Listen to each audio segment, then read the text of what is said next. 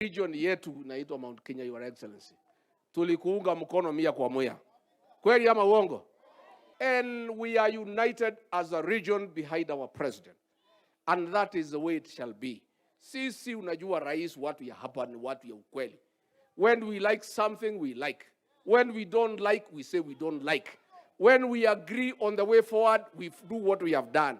Sisi tulikuahidi tutakuunga mkono in your entire term ya 10 years as president of Kenya.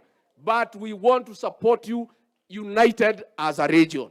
Kwa sababu hivi ndivyo sisi tunapiganga kura zetu. Na mimi nataka niseme nikiwa hapa Gilgil. I want us to be very, very careful. Because we want a united people so that we can have a united country. Hatutaki mtu yeyote ambaye anaweza kugawanya watu kwa misingi ya kikaunti. When President Uhuru Kenyatta was having negative politics, akiwa pale Mululu, akiwa mazishi ya mama ya Musalia Mudavadi, alikuwa ameleta siasa ya kugawanya wa Kenya, ya kusema ya kwamba huwezi chagua kabila mbili all the time. Na hiyo siasa wa Kenya wakakataa, wakakuchagua kama rais.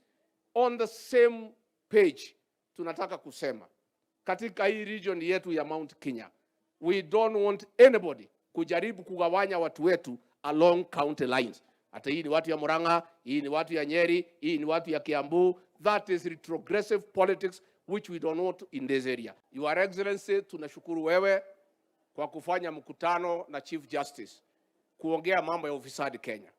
Na tunashangaa wale wanajifanya ndio advocates ya kupigana na ufisadi. They have a problem when you meet the judiciary to discuss corruption. Na hawa siku walitaka kukutana na wewe, ulikutana na hawa waongee mambo yao. Kwa nini wako na shida ukikutana na Chief Justice kuongea mambo ya ufisadi na siku walitaka wewe ulikutana na hawa?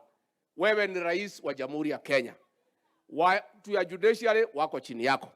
Huyo mzee wa kitendawili ako chini yako. Wahubiri wako chini yako. Wale waganga wako chini yako. Wale watu wezi wako chini yako. Wewe ni rais ya kila mtu. Sasa kila mtu rais akiomba kukutana na wewe, wewe fungua milango. Hawa raia ya kawaida rais wafungulie mlango. Talk to everybody because you are the father of our nation. And what you have done is the right thing. Na rais mimi nakubaliana na Kimani Ichung'wa. Hata kama ulikutana na Chief Justice, mukaongea mambo ya corruption, had you sought my opinion, ningekuuliza tu kwa heshima kwa hiyo topic, pia mungeweka state capture mjadiliane juu yake, because state capture is more corrosive than even corruption. Kwa hivyo pale mbele, I would like to request Your Excellency, huyo mama Chief Justice akuje pia, another 2-3-4 hours, state capture muweke pale, muongee juu yake, pia mupange mambo yake, because it's even more corrosive than corruption. Na kwa hivyo rais, sisi tunakuunga mkono.